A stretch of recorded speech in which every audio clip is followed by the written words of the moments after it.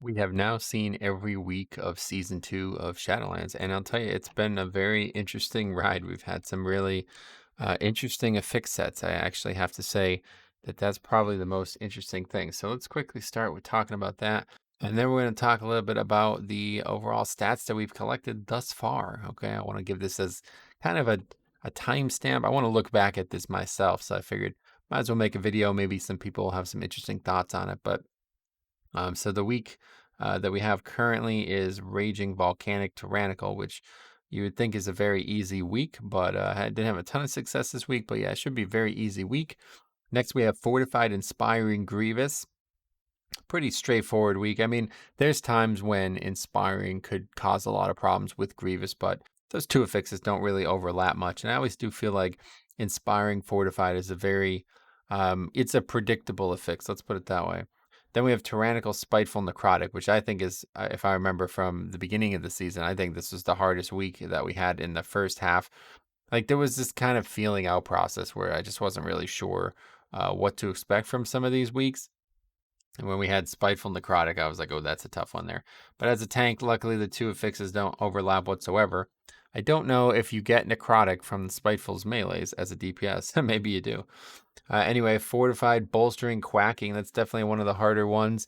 I mean, Bolstering Fortified on its own is always going to be a hard fix, but they did nerf Quacking a lot in the last like 2 years. So it's not really too bad of an fix as long as you don't have 5 melee. Should be not too shabby. And don't forget, they're making a lot of changes to some of these affixes. So, like, bolstering. So that week, so it should definitely become a lot easier. The necrotic week too. We have a whole video on those affix changes too. So, tyrannical, sanguine, storming is week 5. That's definitely one of the easiest weeks. I do think sanguine is harder than people make it out to be, but storming is now a very straightforward affix. Probably one of the easiest affixes, especially as blood DK, because you have multiple ways that you could handle it not causing too many problems. But of course, sometimes you do get knocked up, even with sanguine too, and then it could cause a death. But sometimes you're kiting and you end up dying. Not ideal. Fortified Raging Explosive. This is what I consider the hardest week. This was week 6. In fact, I remember thinking, man, this is just an unfair week because, man, it really a couple bad Fortified weeks in a row here, bolstering, and then even after that, again, Spiteful Grievous. But yeah, Raging on Fortified. Nah, it's just not fair. There's just not it. So I know they added, the ability of classes to remove Raging, and that's great if you have those classes. In a pug world, I guess people always say like, "Oh, just you should have those classes," but it's just not always the case. And I think maybe there should be a third class that can do it for sure. Well, I guess there's 3 now. Or Rogue, yeah. Well, I don't know. I could see a little bit something else, maybe like some kind of maybe Purge also gets rid of Raging too. But it definitely does feel like the affix is very, very, very punishing at times on some packs of trash. The other side's really the dungeon I'm thinking of, and that's, yeah, as you see, that's what I put as most impacted because you're just fighting such high volume trash that's already relatively difficult every pull. All of those outer ring pulls, it's like you're never gonna get all of those casters de-enraged, so you're just getting absolutely chunked. I remember sending a picture to somebody, and I think it was like 160k shadow damage from like 2 or 3 casts at the same time. It was like, wow, that's pretty ridiculous. Anyway, Tyrannical, Busting, Volcanic, that's an insanely good week.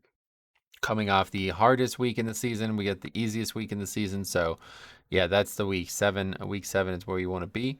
Now, it's funny because, yeah, that's the week that they tested. That's right. That's the week they tested during Legion time walking on the beta. So I haven't actually been on there since, but I bet there's probably some info there.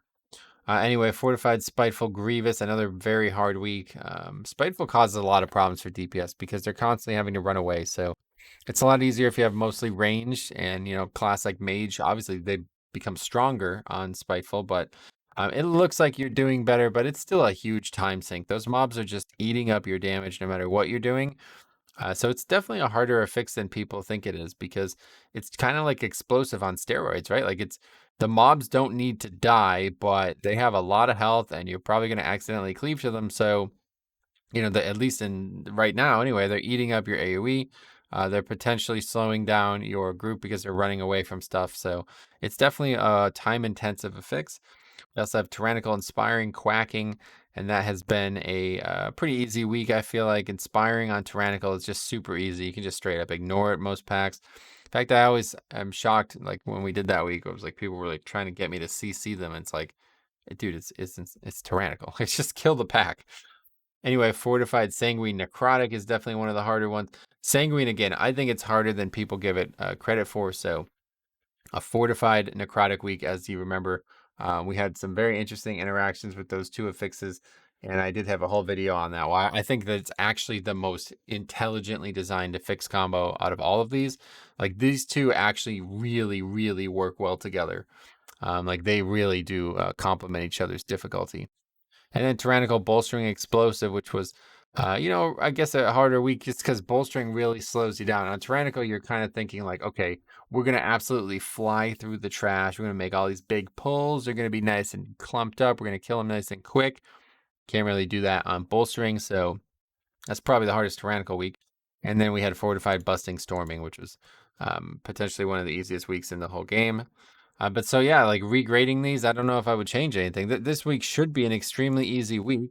Obviously, the Busting Volcanic week is going to be the easiest week. I guess this Inspiring Quacking week. It's just like it felt like for a stretch there, Tyrannical was just we were cruising on Tyrannical weeks, and the Fortified weeks were all the hard ones. So I don't know. I almost feel like I missed something here looking through this list because it's like, man, where were those easy Tyrannical weeks coming from? But they weren't. They just people were just better at Tyrannical than they were at Fortified, and for whatever reason, it seems I've switched very recently. I guess this last Fortified week, but. Okay, so let's take a look at the actual stats here because I'm very interested in seeing this. So up until this point, we have 244 runs. I don't think I've done any runs that aren't on the sheet. If I did like a 15 or something like that, I wouldn't include it.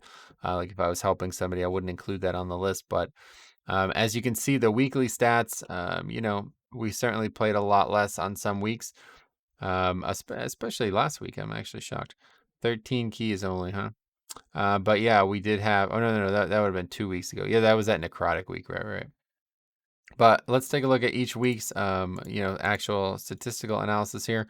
So week one, that's the week we're in currently. So a little skewed because we're doing it a second time. But the good thing is we're not looking at this based on actual upgrade percentage or actual like level wise. We're just looking at the actual upgrade percentages. So this looks like a pretty good week. We have a 81% finish rate. Now, again, you're going to be a little skewed because those first 2 weeks was like you'd hope very high percentage of finishing keys, but this is what we have. So yeah, completion rate of 37% and a upgrade rate of 43%. So that's not too bad, man. I'll tell you, I'm pretty satisfied. Anything above 40% seems like a really good number to me, especially when you have so many dungeons done, because obviously that's going to smooth out as we go. Like certainly it could be higher than some of these other ones. And then week two, that's like that's next week coming up. That's the Inspiring Grievous week, so a little bit harder, but we haven't had that one yet a second time, but I'd imagine this time around it's going to be a lot harder than the first time around. The first time around was the first week we had loot dropping from keys properly, so a lot more likelihood of finishing and upgrading keys. So almost identical stats to the first week. Then week three, we had like, what the hell? What game were we playing that week? 14 keys, 0 disbands. Wow, okay, so that was the golden age. It's never really going to get any better than that. 100% finish rate. That is ideal. 57% upgrade rate, though. So that's interesting. You would think when you take out, these other weeks, we had 7 disbands. So you think if you just added those 7 disbands, it would probably be more in the upgrade range. But we didn't actually have that much success with keys that week. We had 6 completions. So that's actually not very good. Depleted rate is 42%, so that's higher than the previous weeks. That's not great. But what week is that? This should be an easy week. Tyrannical, Spiteful, Necrotic. Yeah, Necrotic. That's kind of garbage, man. I don't know, but you'd think it would be easier. Like the good thing about Necrotic is it's like all on the tank. So if you could stomach it, then you're gonna be fine. This one we only had 1 disband as well. Those early weeks were pretty good. It's funny, 17 total keys, and we had a 94% finish rate, but a 29% depletion rate. So that was a much better week statistically. So that's the Fortified Bolstering Quacking week. So really, this week is significantly easier based on the stats. We had 18 keys for week 5 and 6 disbands. So that was a high disband week. 33% of keys disbanded, and 44% of all keys were depleted. So that's not as high as we've had, but the fact that we had such a high disband rate is quite interesting. Really, kind of just, yeah, like other weeks we just had a lot more completions, but this week is people were starting to give up on gearing, I guess. So then the numbers go up from there, unfortunately. So that was week 5. We had this week here. Yeah, Storming Sanguine. So, okay, then we have week 6. We only have 3 completions. It's not really getting any better. Looks like this trend is going to continue, huh? 43% disband rate now. Not great. And in terms of upgrade percent, only 33% or 37%. That's actually the lowest we've had up until that point in the season, and it's gonna stay pretty. That's among the lowest. So that's the week 6. That's the one we were talking about here. Fortified Raging Explosive, extremely difficult week. Fortified Raging Explosive, extremely difficult week, and certainly the hardest week. But we didn't have that bad of success. Like we actually did pretty well. But at that point, we were still doing a lot of like middle key, probably doing a lot of 18s still at that point. So, easier keys. It's understandable why we did get the 6 upgrades there, even with the problems we had. But yeah, 47% disband rate. That's rough. So anyway, week 7, then we get a little bit back on the right side. Very much better, 16% disband rate and 72% upgrade rate. So that's very good. As you can see, obviously the easiest week. So the fact that we actually only had 72% upgrade, I mean, that's very high, obviously, but that's push week. That's the easiest week there. So that's actually not much higher than some other weeks. You see what I'm saying about these tyrannical weeks, man? That was a 70. That's week 4. What was week 4? So it's actually, yeah. Oh, that was fortified bolstering quacking. Wow, that's interesting. Yeah, but I mean, you can only learn so much from small sample sizes, but it's still surprising to me. 72%, and then we have a bunch of others in the 70s. So week 8, things start to really fall off there. And what was week 8? Week 8 was Grievous Spiteful. Yeah, okay. But yeah, in terms of what you see overall for these weeks, it's nothing special. This is clearly our best week, I think. This would be the highest percentage upgrade rate in the season for as late as it is, even though it's slightly lower than the previous week, which was the push week. You would think week 9 is looking like the easiest week. So that's Tyrannical Inspiring Quacking, and I could see it. That seems like an extremely good week. So you really got 2 excellent Tyrannical weeks in a row, back to back to back there, really, as well. Like Sanguine Storming is pretty easy too. So what do we actually have for that one? That was week. Yeah, so yeah, not bad. I mean, you have some really good rates here, and I'm actually surprised. 244 keys, we did get a lot done. In terms of raw finished keys, 75%. 75% of all keys were finished, but that's good, especially I mean, we did almost half the keys of the season in well, we did what, like a third of the keys of the season in the first 2 weeks of the season. So let's take a look at the stats from actual class stuff now, because this is very interesting to me. And this is going to be a representation of DPS tanks and healers. Obviously, I've set this up so if you want to download this and you put your own data in, you can. But obviously, I'm the only tank, so that's the only time we've ever seen. Maybe we should do 2 tank run. Maybe we'll have another. That would throw everything into a mess. But yeah. So let's take a look at healers first, because this is actually the one that's most interesting to me. So even though Paladin is looking like the best healer, we did the tier list earlier in the week. Shaman is actually the one I've seen the most. In fact, I've seen 20 more Shamans than Paladins. So that's pretty wild, to be honest. 40% of all keys have a Shaman healer in them, and I'm actually fine with that. But the problem is not all the keys have Kyrian Shaman, so they're really powerful right now. I'll tell you, that's definitely my favorite pick. Kyrian Shaman I would take to every key. Paladin's great too. Obviously, 90% of people are probably playing Venthyr, but Divine Toll is an excellent spell. So if you have a Paladin with Kyrian, it's actually super nice. You can get a lot of value from that. But I'm actually shocked that we've seen more monks than druids, though. That is very shocking. Resto Druid, if you played in Battle for Azeroth, it would be more like this, probably. Maybe more like, let's actually see. We have the BFA stats, yeah. Resto Shaman, where is it? Or Druid, yeah, look at that. So 42% of Season 4's keys had a Resto Druid in them. That's pretty nuts. And then Shaman was the one, 6% only. So That is actually pretty nuts. Druid is actually at an all-time low. I don't think. Let's see what season 1 had. Oh yeah, Monk 1%. Oh wow, and Holy Priest as well. But yeah, in terms of BFA, this is pretty low. Single digits is very low, but that's under 5% is crazy. So these two make up less than 10% of the total healer population. Kind of sad, but honestly, I could see it because they're not in a great place. I'm just surprised that Resto Druid is so in such a bad place. But perhaps the most interesting thing here, we have seen one Retribution Paladin, and it's been Jambo. If you don't know Jambo, longtime viewer of the channel, friend of the channel, he's been the only Rep Paladin. I did a key with him very early in the season. I think he was probably just looking to do a key. I can't even remember the circumstances, but honestly feel like I should delete that because very bizarre. But that's technically a 0 because that's a friend of ours, so it's not even really a pug.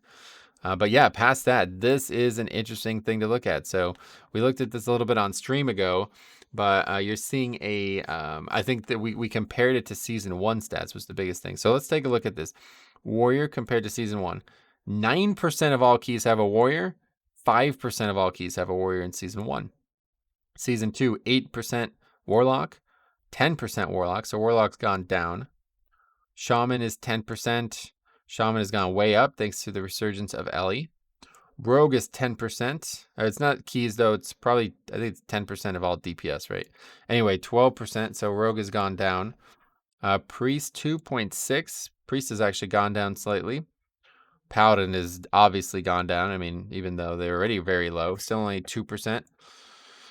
Monk is definitely going up, 7.79. That's up from 5. So it's not as much as you would think, considering how good they are right now. Mage is 17.6%, and that's gone up as well, even though they were extremely good in season 1.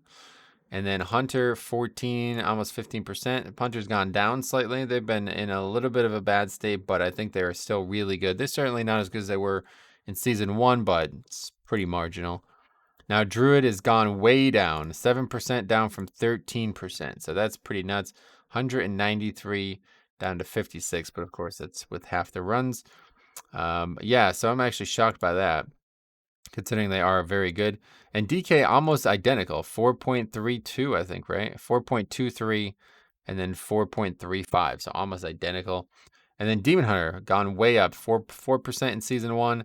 Now all the way up to 7% in season 2. So that's good. So I'm really glad to see Demon Hunter on the rise. Really unglad to see Warrior on the rise. But yeah, I'm just kind of shocked at the healer thing. That was really the thing that I was the most surprised by. This is always something funny to look at, though. How many multiples we've had. Hunter remains to be the key, the group multiplier. Let's put it that way. The ones that you see in multiples the most often. In fact, I think in Shadowlands we actually had a triple hunter group. I don't know if I even could have swore I recorded that somewhere. But anyway, yeah, we actually. Oh yeah, yeah. I think we actually. Anyway, I think we had like a triple hunter group. I remember that. But anyway, season 1 we had. Actually, we had a lot of multiple hunter groups. Yeah, so that's pretty funny. A lot of multiple rogues, a couple multiple warlocks, but the season's still young. We haven't seen. We've seen 1 shaman, multiple, and 2 mages, and then that's it. So.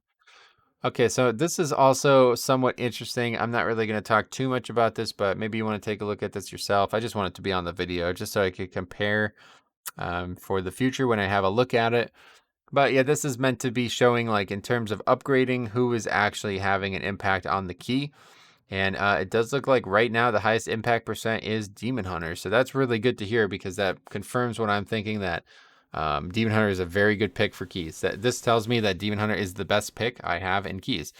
And even though, so you got to cross-reference that against the disband rate, but that's incredibly good. So out of all upgrades, 32% or 32 Demon Hunters are present. So it's very nice. And then the lowest is Rep Paladin because they have not been present in a single upgrade. So they're terrible right now. Don't even consider taking a Rep Paladin. They're never going to help you. Nah, I mean, it's whatever. It's a small sample size, but I'm actually shocked that Rogue is so low. A lot of keys I did together with Sign. So Rogue is actually second. And he's a good player, so that you would expect that to be a little bit like he's probably like 20 of those, maybe like 25 of those rogues are signed. But Warriors right on the cusp there, 50%. I mean, they're solid, whatever. They're appearing in keys so often that it's actually keeping them afloat. But and then healer is funny because Paladin is actually not the highest. It's actually Monk. I've had a large amount of monks be very good. Like, I mean, we've only had 7 of them, but I think all of those monks that we played with have been excellent players. So I think Monk is a fine pick right now. I don't know anything about, what they're doing or how it's working out, but yeah, I think that's really good considering how few monks we've actually had. Yeah, that's really nice. And then DK not doing great right now. I'm just kidding. But yeah, in terms of disband ratios, let's see that. So yes, what a surprise. The highest is Warrior. So Warrior is without, I mean, it looks like oh, actually, no, it's not even true. It's Druid now. Oh my. Wow. About a month ago, and I looked at this, Warrior was top. So Druid is actually top. And I'm going to say this. I think it's the case. Like, I think Druid is just garbage. Like, I don't know what I'm missing here. Obviously, I understand they're doing extremely well in very well coordinated groups, very top end keys, but like, it's very odd, man, because for forever I would say Druid was my number 1 pick overall. They bring so much to a key that helps me, but they just don't do anything in these keys anymore. Like, I don't know what's going on with Druid. It's kind of sad. But I do think the stats, they're there, whatever it's the case. But I think Warrior is actually, the remarkable number here is Warrior because Druid's bad because it's just not being played well. Warrior's just bad. Like, it's just not a good pick for keys. Just flat out a bad pick for keys. And you continue to see them key after key. Like, it feels like there's been more Warriors than this. I think they're like, the way to look at it is like they're the most common not good pick. Like, like obviously like Paladin, Priest, Warlock. These things are not great picks right now.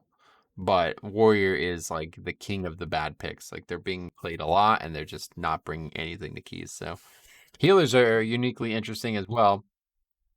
We have a 30% rate here on the Druid. So that actually tells you that Druid is the worst pick. And it's understandable because honestly, Druid is, I mean, it's again, a very, very small sample size, but you could actually tell because Druid is one of the least played, healers right now. And it's looked at as potentially the worst healer right now. So I kind of feel like you might find yourself in that position where playing with a druid, that person might not be taking it serious. They might be a bombkin main. They might be doing something that's a little abnormal. So even though I love them in raids, I do kind of lament the fact that druid has fallen off so much. But okay, let's finally take a look at the dungeon stats themselves. This is always my favorite part.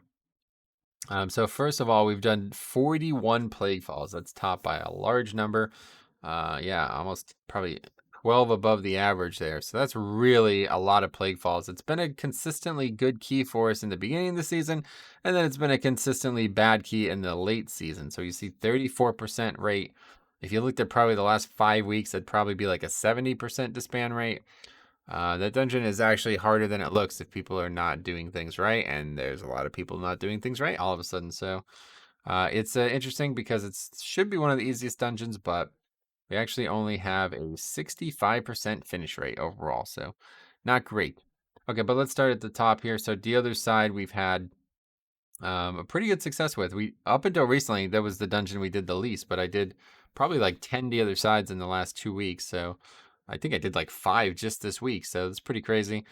We had a pretty good upgrade percentage on that one, 51%. So that's quite good considering, I did so few keys early on in the other side. Halls is the dungeon we've actually done the least, which is shocking. Or actually, no, it's not. It's sanguine by 1. 26 though. That's anything under 30. I'm shocked by because I feel like I did more than that, but I mean, it's not that bad, but it is a key that we are killing, as you see, 65%. So really good, 88% finish rate, really good. Only 11% disband rate. So that's really good. That's actually the best. Yeah, that's actually the best. So we've had a lot of success with halls, and I think they added that extra minute to it. Probably didn't need it. So probably I would say this is the easiest dungeon in the game that's not Necrotic Wake. I feel like extremely confident. Probably about 7 out of 12 weeks, extremely confident in that dungeon. there's a couple problems. It depends on when you get when you get the lieutenant placements. If you get the ability to get a big pull after the second boss, it actually makes things a lot easier. You can't do that with Varooth there, as you might remember from when we tried that earlier in the season. So anyway, mists is actually kind of shockingly bad this season. I think a lot of people are surprised because of how easy it was looked at in season one. But yeah, technically the second worst key for us, upgrade percent wise. In terms of finish rate, though, it's not too bad. I mean, the timer's tight is the thing I think you probably take away from that. It's not a very difficult dungeon to just go through, but it's a difficult dungeon to upgrade. There's been a lot of keys that were like, man, 1 minute or less over happened quite a lot, I remember. So I'd say probably like 7 or so of those completions are within a minute or so. And then we talked about Plague Fall, but yeah, again, second highest actual disband rate. So pretty scary. 56% of the time we're depleting that key. That is not a good stat for a key that should be that easy. That's actually very, it's shocking, especially compared to Halls, right? Which I think a lot of people still think Halls is one of the harder dungeons. So I don't know. Anyway, Sanguine Depths of Dungeon, we've done the least 25 entries, and the disband rate is not good, 36%. So that's a lot of disbands. 9 disbands out of 25. That is a lot. And depletion rate isn't that high, though. So when we don't disband the group, we finish the key and upgrade it. That's kind of what I was talking about. Like, it's actually the super lenient timer. It's a very, very, very lenient timer. We've had that. We've had like full wipes multiple times in there and still upgrade the keys. So, yeah, usually the disbands are a result of people just kind of not being able to beat the first boss or just giving up on something that really they shouldn't be giving up on. We've had a couple of videos published like that. But yeah, 52% upgrade rate. So that's among, anything above 50 is excellent, right? Like that's really, really good. So that's definitely top half of the list for us. So Sanguine, I'm having a lot of success with. Now, Spires is a shockingly bad one. I'm actually shocked at how bad Spires is because I just don't really get it. Like, Spires is so freaking easy. It's weird. Like, I've gotten to the point where I think Spires is the key that attracts the worst players. And I think these stats are reflecting that. Like, we've had multiple really, really, really bad or really stupid things happen in Spires over and over again. And it just continues to be like a trend. Like, it just follows me week after week. So, this is actually my lowest upgrade percentage. Spires of Ascension. Are you kidding me? It's lower than Miss. It just doesn't make any sense. Like it doesn't. I don't understand that. But yeah, actually only a 30% disband rate. So I guess the timer on Spires is tighter than you think. Kind of like middle half of the season, I was like very much against pulling or skipping the lieutenants. And people were like, dude, you just save like 2+ minutes on that key. And I'm like, you don't need to save but no, I mean, I get it. It's definitely, it's a good idea. I think especially on Fortified weeks, it's a great idea. So, but then Necrotic Wake, we have obviously the easiest key. I mean, I'm actually shocked it's only 75%. But it's just the sample size is just too small. At the end of the season, this is one of the main things we want to look at the end of the season. We're coming back to this and taking a look at this because this is a nuts number, 75%. And you know me, I'm not just farming 15s and shit, right? Like I'm doing keys, like especially within these last few weeks. Like doing a 19 was painful. I don't want to do 19s. It's 20 and higher, right? A lot of people find those to be difficult keys. Like even though you can gear up and all this stuff, it's still hard. 20 is still hard. A lot of chance to die and fail into 20. 75% of the time, actually almost 76% of the time, we upgrade a Necrotic Wake. That's nuts. I mean, that's pretty ridiculous, honestly. That's as high as I don't think it's going to get much higher than 76%. The fact that 65% is Halls, this is pretty nuts. So it might be a statistical anomaly as well, like, a red herring here, but we actually only have 2 completions. That's the lowest, even though Sanguine only has 3. So that tells you something, if Sanguine is, so in terms of completion percentage, 6.9% of the dungeon is completed, and Sanguine is almost, it's barely double that. So we all know how easy Necrotic Wake's timer is, right? Well, guess what? The stats, at least for me, are showing Sanguine is just as easy. Like it's actually like probably almost as easy, right? Because if you're thinking about that dungeon 10 times harder, probably in actual difficulty than Necrotic Wake, but the timer is still reflecting stats wise like that. That's got to be the second easiest timer, right? I mean, you would expect Plaguefall to be the second easiest, so I don't know. Anyway, and then Theater. Up until recently was a monster. It's actually the highest, I don't know, second highest completion rate. So depleted rate is pretty high, 57%. That is actually actually, no, it's like just kind of upper. There's a couple bad ones. But yeah, it's not a great dungeon for us, and up until recently. Then they added a minute, and now I don't think I've done a completion of the dungeon since. Honestly, there's a lot of disbands, so 25% disband rate. So in terms of disbands, it's clearly Plaguefall, Sanguine, and Spires that are holding me back. And again, Theater a bit, but I think that was early in the season. Everything else is great, man. Anything under 20 is excellent. So yeah, we're kind of killing a couple dungeons, man. I think I'm really, really feeling confident in Dealer's Side and Halls now. Necrotic Wake, Slam Dunk, you can't really go wrong. But in terms of upgrade percentages, also Sanguine Depths does look like an easy dungeon. Just got to get past that first boss. So this is an interesting look. I'm glad we took a look at it. Probably not halfway through the season, but probably halfway through the runs. Like in season 1, we really stopped doing keys at some point, and we still got to 482 runs. Now, it was a relatively long season, but I would say if we're at 244 now, so let's just see. 244 times 2, that's 488. So where are we at? Yeah, that's actually almost exactly halfway in terms of so yeah, I'd say we're probably going to get to 288, I'd imagine. I mean, we're not going to continue to do 38 keys in 1 week, certainly. But there's probably at least 2 more weeks of some of these weeks yet to come. Like, I'd imagine we'll probably see 2 more weeks of week 2. You know what I mean? At least, I mean, it's at least season. So like, if I mean, it depends. I guess it could be maybe 3 more weeks at this point. Who knows? But you got to imagine that 9.2 is being worked on, and even though 9.15 is still not out yet, you would hope that 9.2 is shortly thereafter. Like, not super close, but within a few weeks. So just imagine that. I mean, I think this is where we're gonna see. I think we got 5 more weeks until season or 9.15 comes out, and then I would imagine that'd be another probably 12 weeks after that. So yeah, I think we'll probably see. But then they'll probably change all the fixes again. So who knows? But anyway, thanks for watching. Let me know if you have any thoughts on these stats, especially these conclusions about maybe the DPS or maybe the dungeons as well. I love keeping these. It's a fair amount of work, to be honest, but if you've never seen this before, I have every single run documented. And on the right side, there is a link to the videos. So hopefully it helps. I hope that you guys will learn something from this data. I would really hope that you guys would consider keeping the data yourself. I know it's a lot of work.